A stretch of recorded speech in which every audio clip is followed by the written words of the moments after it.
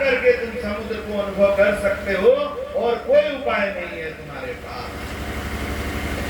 तो आज सोच करके देखिए कि आपका जीवन कुआं में का जीवन है या समुद्र का जीवन है। हम आपको बेहद नहीं बोल रहे हैं, हम आपको कह रहे हैं कि जीवन का विचार करिए कि आपका जीवन एक संकीर्ण दायरे में है या अनंत में है। तो संकीर्ण दायरा क्या है? अगर आपकी सोच सिर्फ अपने माता पिता बच्चा और पत्नी तक सीमित है तो आप कुआं के मेढ़ा पे। आप जितना पैसा कमाते हैं, देखिए सरकारी सिस्टम है, जो लोग गवर्नमेंट जॉब में हैं या अच्छे कॉर्पोरेट जॉब में हैं, उन लोग से भारत सरकार टैक्स ले लेती है कि नहीं? ये सरकार का सिस्टम है कि तुम पूरा कमाएगा और बस टैक्स नहीं देगा, लाओ टैक्स लाओ। और जो जितना कमाता है उसे उतना ज्यादा टैक्स लेती है। तो सरकार तो आपसे टैक्स छीन लेती है, कोई विकल्प ही नहीं है। नौकरी करने वाले जानते हैं कितना भी लुका छुपा करेंगे उनका कोई विकल्प नहीं, उनका टैक्स कट जाता है। तो सरकार अपना हिस्सा छीन ली, तो उसके बाद जो बच रहा है उसमें 10% आपको बचत करना चाहिए अपने भविष्य के लिए, बाल बच्चों के भविष्य के लिए। 10 नहीं करिएगा तो 20 कर लीजिए। उसके बाद कम से कम 10% तो समाज के लिए रखिए। कहीं किसी का मदद करना हो, कोई सत्कर्म हो रहा है, वहां पर मदद करिए। तब आप कुआं वाला जीवन से निकल सकेंगे। थोड़ा ही सही, अरे भाई मेरा इनकम इतना ही है, उसी में से एक खास इनकम समाज पर खर्च करिए। उसके बाद आपका अगर सोच अपने जाति तक सीमित है कि हम ये जात हैं, कहीं किसी का कोई दुख हुआ कि किसी को एक्सीडेंट हो गया, कोई मारा गया, हत्या हो गया, तो आपके अंदर सवाल उठता है कौन जात था?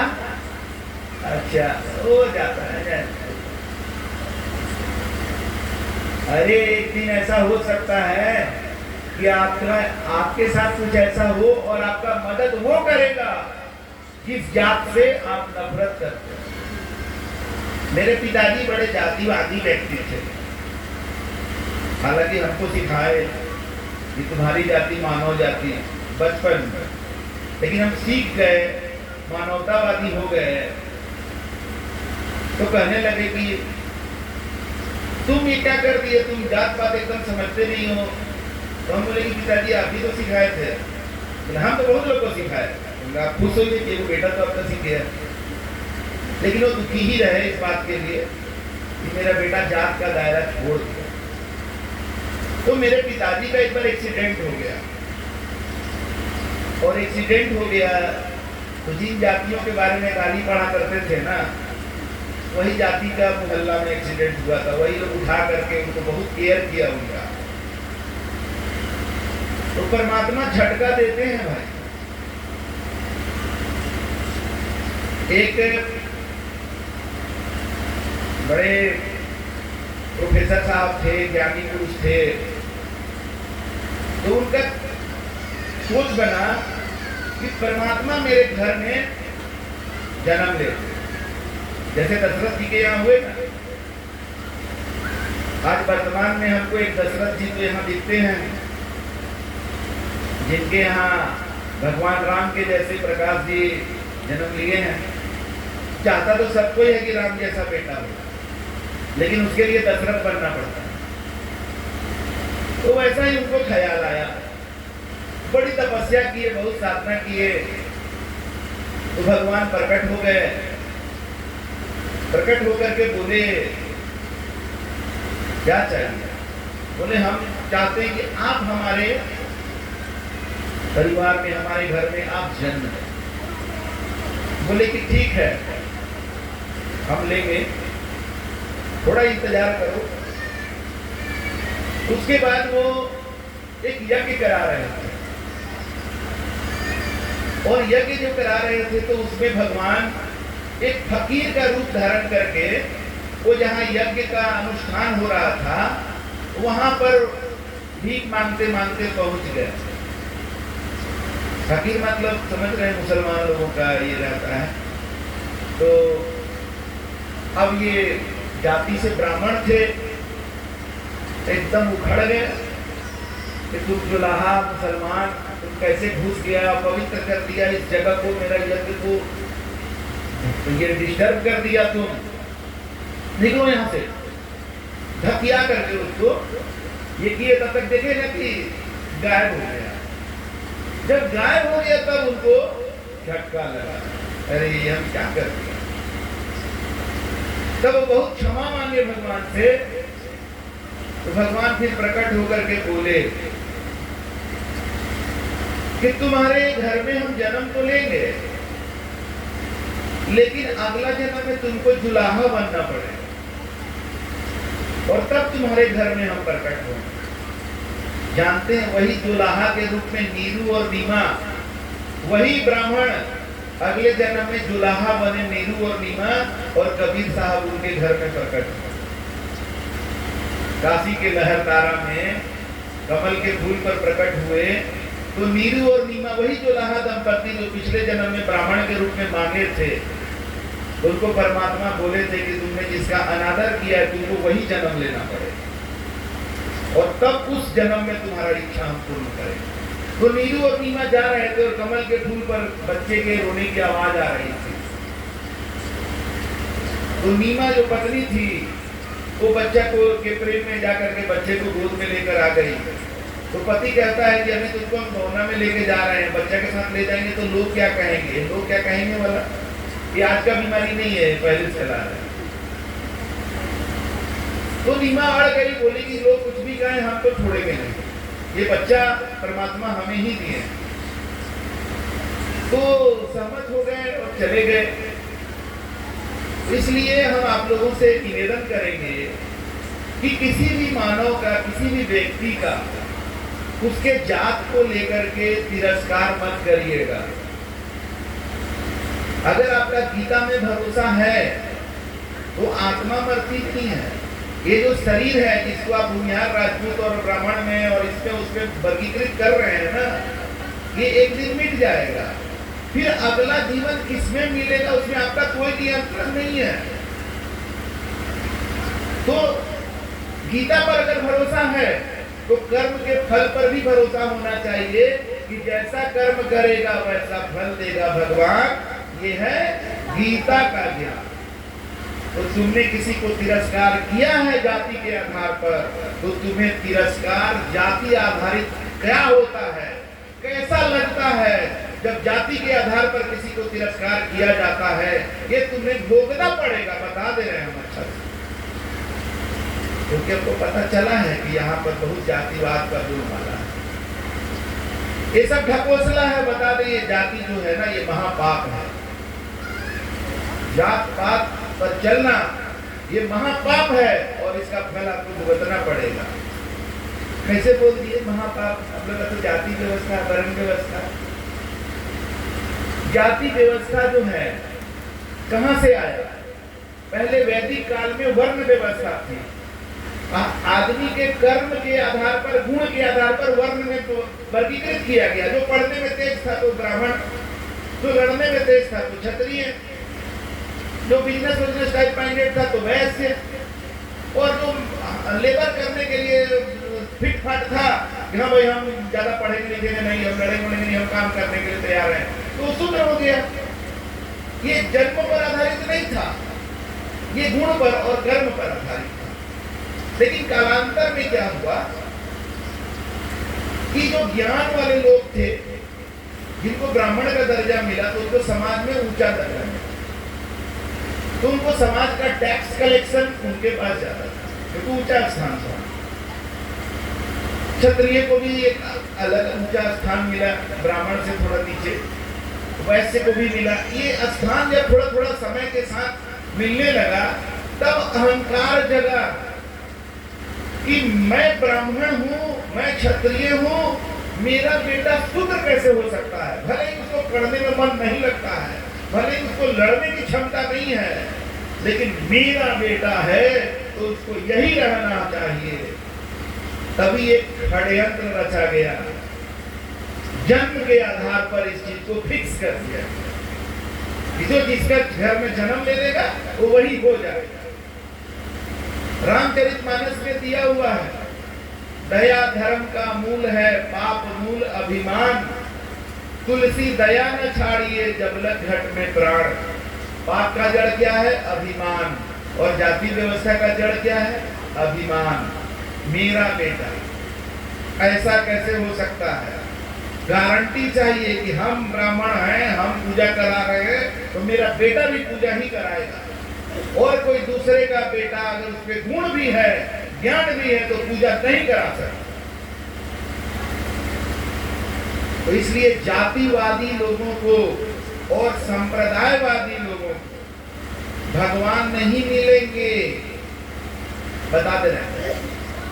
अब देखिए भाई, हम अच्छा बाबा कहलाने के लिए नहीं आते और हम बड़ा बाबा है नहीं, हम तो छोटा मोटा बाबा है। बड़ा बाबा लोग आते हैं टीवी पर, हम तो सामने आते हैं। बड़ा बाबा लोग का बड़ा बड़ा आश्रम है, हम तो जहाँ रहते हैं वही आश्रम है। तो हम न बड़ा बाबा है और न हमको अच्छा बाबा बनना है, हमको अच्छा कहलाने के लिए नहीं आए हैं। हम सच्चा बाबा, यही मेरी पहचान है। तो सत्य बात बोलेंगे, आपको अच्छा लगे या अच्छा ना। किसी जातिवादी, किसी संप्रदायवादी व्यक्ति को भगवान नहीं मिलेंगे, हम ठीक से बोल दे रहे हैं। तो भगवान किसको मिलेंगे? भगवान सिर्फ और सिर्फ इंसान को मिलेंगे और सिर्फ भक्त को मिलेंगे। और भक्त की पहचान होती है कि भक्त का जात पात नहीं होता है। भक्त की पहचान उसका परमात्मा के प्रति समर्पण है। अब आपको चुनना है। यहाँ जितने लोग बैठे हैं, सब लोग कोई ना कोई तरीका से प्रयास करते रहते कि भगवान को खुश कैसे किया जाए। कोई उसके लिए कुंभ में जाके नहाया, कोई उसके लिए अभी केदारनाथ, बद्रीनाथ, अमरनाथ भी जाएंगे बहुत सारे लोग। कोई घर में ही घंटी बजा लेते हैं, कोई घर में ही घंटों पूजा करते हैं, व्रत उपवास करते हैं। ये सब करते करते थक जाइएगा, भगवान नहीं मिलेंगे। सिर्फ अपने जीवन में जात पात को छोड़ दीजिए। असमानता, जो मनुष्य और मनुष्य के बीच जो असमानता है, इसको अपने अंदर से निकाल दीजिए। परमात्मा सबको समान दृष्टि से देखने वाले हैं। हम जब उनके लायक बनेंगे, उनके जैसा बनेंगे, तभी हम उसमें मिलेंगे। घी में दही नहीं मिल सकता है, घी में घी ही मिलेगा। तो परमात्मा में जीवन चाहते हैं तो आपको परमात्मा के जैसा बनना पड़ेगा। ये कोई हम नया थ्योरी नहीं दे रहे हैं, ये भी रामचरितमानस में दिया हुआ। तो बोले ना कि हम राम वाले हैं, ये कौन वाले हैं? तो खाली वाले हैं, वाली हैं करोगे तो कुछ होगा नहीं। राम वाले हो तो राम वाला जो है ना, जो विचार है उसको जीवन में उतारो। रामचरितमानस का विचार जीवन में उतारो। तो रामचरितमानस का विचार क्या है जीवन में? जिसको भगवान का दर्शन है, उसका क्या वाणी निकलता है? सिया राम मैं सब जग जानी। कहाँ बोला है कि सिया राम मैं ब्राह्मण को जानी, सिया राम मैं दलित को ना जानी? ऐसा नहीं लिखा हुआ। सिया राम मैं सब जग जानी, पूरा संसार को सिया राम मैं जानते हैं। कौन कह रहे हैं? हनुमान जी कह रहे हैं। कब उनको दर्शन था भगवान राम का, तो दर्शन जिसको होता है उसका वाणी वचन अलग होता है। और जिसको दर्शन नहीं है, साधु संत का भेष धारण कर लिया है, वो अपने भी जात पात करता है और चेलवा सबसे भी जात पात करवाता है, जात के नाम पर भीड़ जुटवाता है। और आगे क्या है रामचरितमानस में? जो सिया राम है वो मिलेंगे कैसे? निर्मल मन जन सो मोहि पावा, मोहे छल कपट छिद्र न भावा। देखिए ये रामचरितमानस में है। और वो कबीर वाले साहेबंदी वो क्या कह रहे हैं, जैसे यहाँ कहा गया ना सिया राम मैं सब जग जानी, तो सदगुरु कबीर कह रहे हैं घट घट मेरा साइया सुनी सेज ना कोई। कह रहे मेरा जो साईं है, मेरा जो मालिक है वो हर घट में है, कोई जगह खाली नहीं है। साहब तेरी साहबी हर घट रही समाए, जो मेहंदी के पात में लाली लखी ना जाए। मेहंदी का पत्ता हरा होता है, लेकिन लगाते कि मैं उसको लाली के लिए। मेहंदी के पत्ता में लाली दिखता है? नहीं दिखता है। कब प्रकट होता है? जब उसको पीसते हैं। वैसे ही हर घट में परमात्मा मौजूद है, लेकिन उसकी लाली इसलिए नहीं दिख रही है कि तुम जातिवाद को पीसते नहीं हो, तुम मांसाहार को पीसते नहीं हो, तुम अपने विकारों को मथते नहीं हो, पीसते नहीं हो, इसीलिए दर्शन नहीं होता है। चाहे कितना भी तीर्थ व्रत उपवास कर लो, नहीं होगा, चैलेंज है मेरे। और जो राम वाले कहते हैं निर्मल मन जन सो वही पावा, वही कबीर वाले कह रहे हैं सतगुरु कबीर, कबीर मन निर्मल भया जैसे गंगा नीर, पीछे पीछे हरि फिरे कहत कबीर कबीर। देखिए कितना समानता है।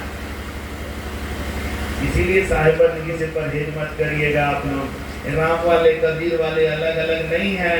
मेरा राम मेरे रोम रोम में रमने वाला है, और मेरा कबीर पानी से जन्मा नहीं, श्वासा नहीं शरीर, अनहार करता नहीं, ताका नाम कबीर। मेरा कबीर वो नहीं है जो 15वीं शताब्दी में जो बताया ना कमल के फूल पर प्रकट हुए, उतना ही पर मेरा कबीर नहीं है। मेरा कबीर वो नहीं है केवल जिसका वाणी आप लोग सोखा दोहा साखी सुनते हैं, उतना वो मेरा कबीर नहीं है। वैसे ही जैसे मेरा राम केवल त्रेता युग वाला तीर धनुष वाला राम नहीं है, मेरा राम मेरे रोम रोम में रमा हुआ है। वैसे ही मेरा कबीर कौन है? जो पानी से जन्मा नहीं, मतलब जो गर्भ में नहीं रहता, श्वासा नहीं शरीर, श्वास नहीं लेता है, अनहार करता नहीं, वो अनहार नहीं करता, तो कौन है भाई ऐसा? अरे वही तो आत्मा है हमारी, वही हमारी आत्मा है। आत्मा गर्भ में जन्म नहीं लेता है, गीता में है ना, ये ना जन्म लेता है ना मरता है। जो जन्म लेगा वो मरेगा। गर्भ में जन्म शरीर लेता है, आत्मा जन्म नहीं लेता है। तो पानी से नहीं जन्मा है आत्मा, और आत्मा को श्वास लेने की जरूरत नहीं है, तभी तो श्वास रुक जाता है, तब भी आत्मा रहती है। और आत्मा को भोजन की भी जरूरत नहीं होती है। वही तो कबीर है और वही राम है। तो लड़ाई कहाँ है? क्योंकि अपने राम को जानते हैं ना कबीर को जानते हैं, इसलिए लड़ाई है। किस दिन राम और कबीर को जान जाएगा तो लड़ाई खत्म हो जाएगा। आप कृष्ण को नाम लेना चाहते हैं, आप कृष्ण का नाम लीजिए, आप शंकर का नाम लेना चाहते हैं शंकर का नाम लीजिए, हमको कोई प्रॉब्लम नहीं है। लेकिन आप कृष्ण को जानिए तो, शंकर को जानिए तो, बिना जाने समझे भागे जा रहे हैं। कोई रास्ता बता दिया, कौन रास्ता बताया? जो रास्ता बताया उसको खुद दर्शन नहीं है। मार्केट से जाते हैं, शंकर भगवान का कैलेंडर खरीद के ले आते हैं। आजकल हम देखते हैं बड़ा तरह तरह का कैलेंडर में फोटो देखते हैं शंकर भगवान का अजीब अजीब, किसी में पार्वती जी को गले लगाए तो कहीं पार्वती जी का कुछ और, शंकर जी का अजब अजब तरह का देखते हैं। अरे भाई कौन बताया कि ऐसे ही शंकर भगवान एनी टाइम गला में सांप लपेट ले बैठे रहते होंगे क्या? एक सिपाही रहता है जिसको बंदूक दिया जाता है तो भी बंदूक पर रख देता है, और कितना ढोते रहेंगे, रख बंदूक इधर।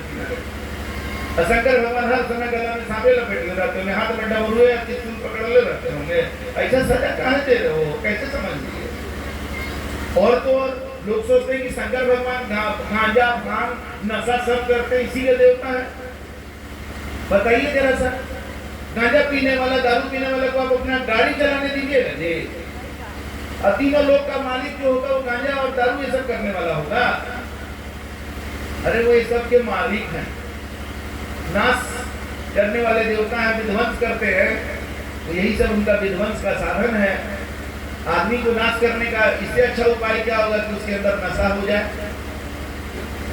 और मजेदार बात है कि वो हम लोग बड़े प्यार से करते हैं, अपने नशा से बड़ा प्रेम है। यहाँ बहुत लोग होंगे जो गुटखा खाते होंगे, दारू पीते होंगे, गांजा पीते होंगे। आपको बर्बाद करने का इससे अच्छा उपाय कुछ नहीं होगा जो आप खुद कर रहे हैं। नशा नाश करता है। अब एक तरफ परमात्मा का दिया हुआ जो शरीर है, जीवन है, स्वास्थ्य है, उसको आप एक तरफ नाश कर रहे हैं, दूसरी तरफ परमात्मा से दया मांगिएगा तो क्या मिलेगा आपको? इसीलिए नशा करने वाले का भक्ति कभी स्वीकार्य नहीं होगा। आपको अच्छा नहीं लग रहा है, आपको चुनना पड़ेगा कि अब ये मेरा जीवन कब समाप्त हो जाए, कोई ठिकाना नहीं है। तो नशा से प्रेम करें, गुटखा से प्रेम करना है कि भगवान से प्रेम करना है, चुनना पड़ेगा।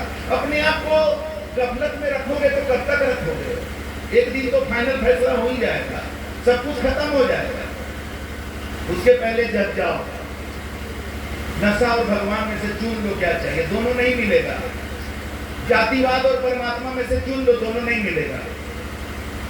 मांस मछली खाने में और परमात्मा में से चुन लो, दोनों एक साथ नहीं होगा। ये हम ऐसे नहीं बोल रहे हैं, सब आपको प्रमाण के साथ हम बात कर रहे हैं। और अभी हम प्रवचन लेकर के टीवी वाले और यूट्यूब वाले नहीं है कि गायब हो जाएंगे, हम रहेंगे यहाँ। आप लोगों के प्रश्न का स्वागत है। मेरे बात से अगर अभी एक धारा प्रवाह में बोल रहे हैं, कोई कंफ्यूजन हो, कोई तरह का प्रश्न हो, आप मेरे सामने आकर के हमसे बात कर सकते हैं कि आप ये बात गलत बोले थे, आपका ये बात हमको अच्छा नहीं लगा, हम बताएंगे।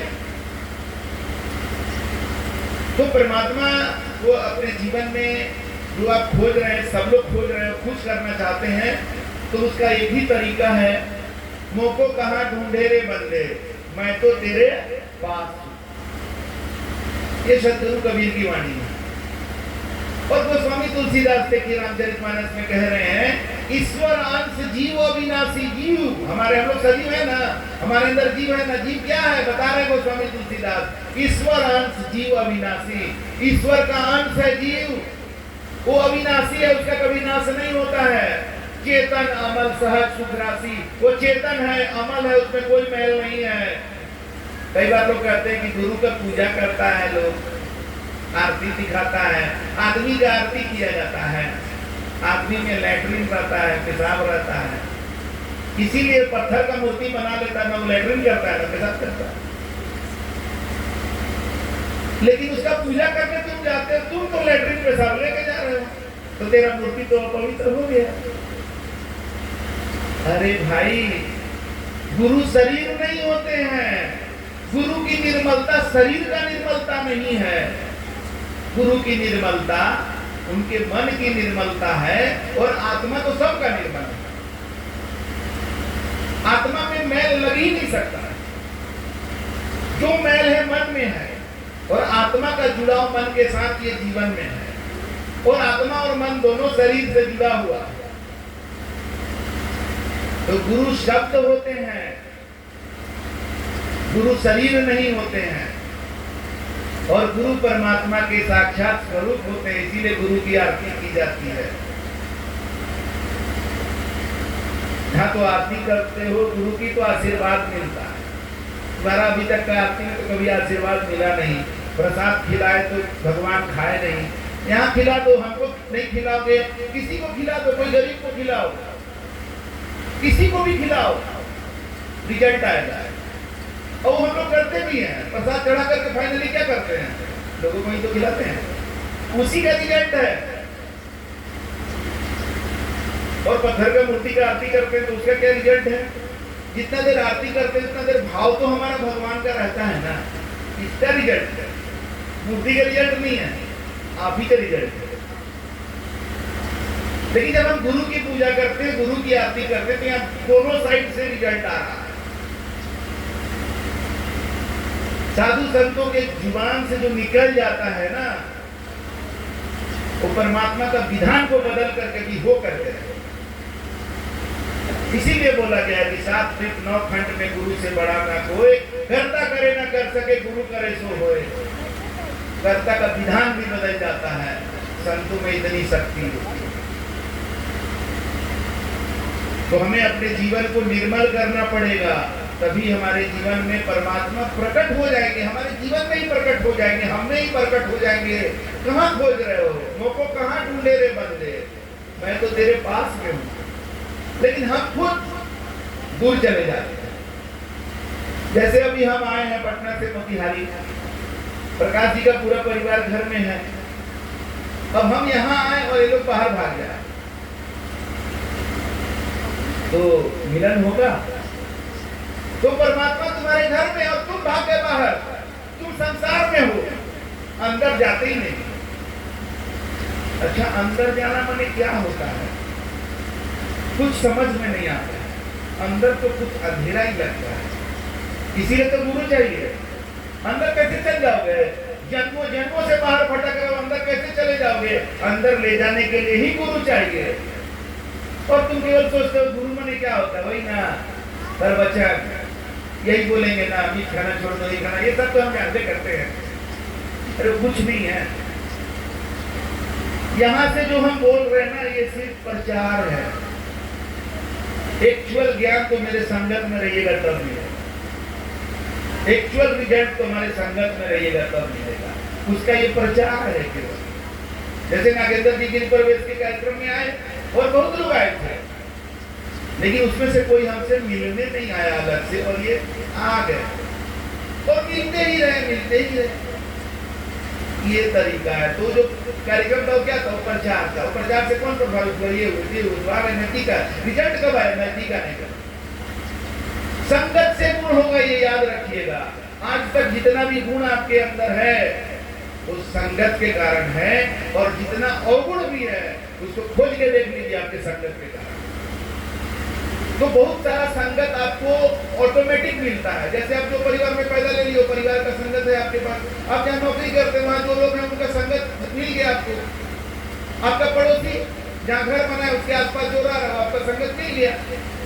एक साधु संतों का संगत है जो आप प्रयास करके कर सकते हैं, और हमें खुशी है कि आप लोग कर रहे हैं। लेकिन इसको इतना हल्का से मत लीजिए। हाँ ठीक है, सुन लिए, मिल लिए, बहुत अच्छा लगा। अगर वाकई में अच्छा लगा तो ये प्रेम कहानी को आगे बढ़ाइए। आज का मिलना एक वाकया है, लेकिन इतिहास तब बनेगा जब ये मिलन आगे कंटिन्यू रहे। तो लगता है टाइम ज्यादा हो गया है, तो यही विराम देते हैं। आप लोगों से बात करके बहुत अच्छा लगा। आप लोग को हम कहना चाहेंगे, जो हम कह भी कि हम बड़े बाबा नहीं हैं, हम अच्छे बाबा नहीं हैं, हम सच्चे बाबा हैं। तो हम सहज हैं, सरल हैं, सुलभ हैं।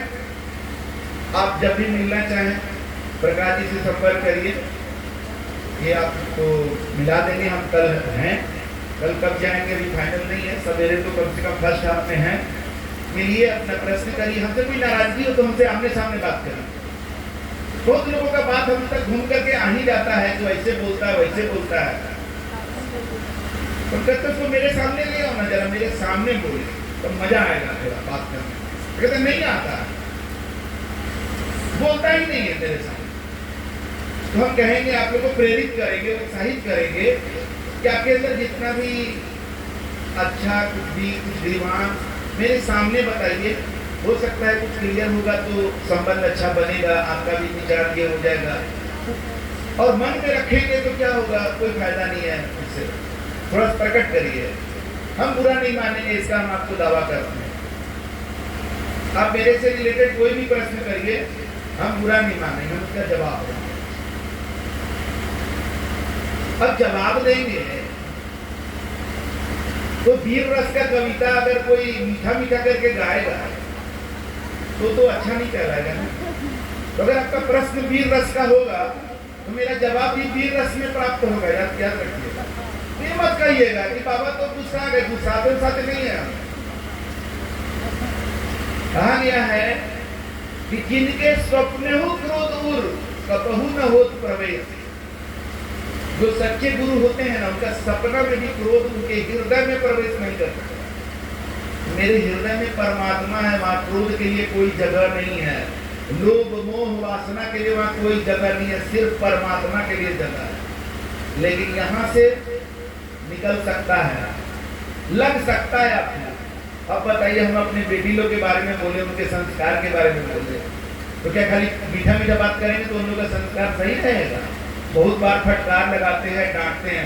आज तक हम अभी अपनी दोनों जो दो बेटी हमारी जुड़वा है और एक बड़ी बेटी है, 3 है, तो दोनों जो बेटी है उसको आज तक कभी मारे नहीं और लोग हमसे इतना डरती है। मम्मी कोई बात उन लोग को बताने लगती है तो एकदम घबरा जाता है, पापा को नहीं पता और हम कभी मारे नहीं। तो हम भाव भंगिमा ऐसा बनाते हैं ना, वो लोग को लगता है कि अब पापा कुछ भी कर दे, लेकिन क्या करना है हमको पहले से करें। तो क्या बिना बिनु भय हो ही ना प्रीत, भाई थोड़ा तो बनाएंगे ना। कृपा करके बिना मतलब का आलतू फालतू प्रश्न करने के लिए भी तो हम स्वागत नहीं कर सकते हैं ना। प्रश्न जेन्युइन होगा, उसका हम जवाब भी जेन्युइन देंगे और आप अगर उत्तर चाहते हैं तो आप स्वीकार करेंगे, फिर आपके पास आ जाती है प्रश्न करने का आगे भी। अगर आप कुछ बोले तो आप फिर बोलिए। तो ये सब के लिए स्वागत है। अब इसी के साथ हम अपने वाणी को विराम करते हैं। साहेब बंदगी साहेब।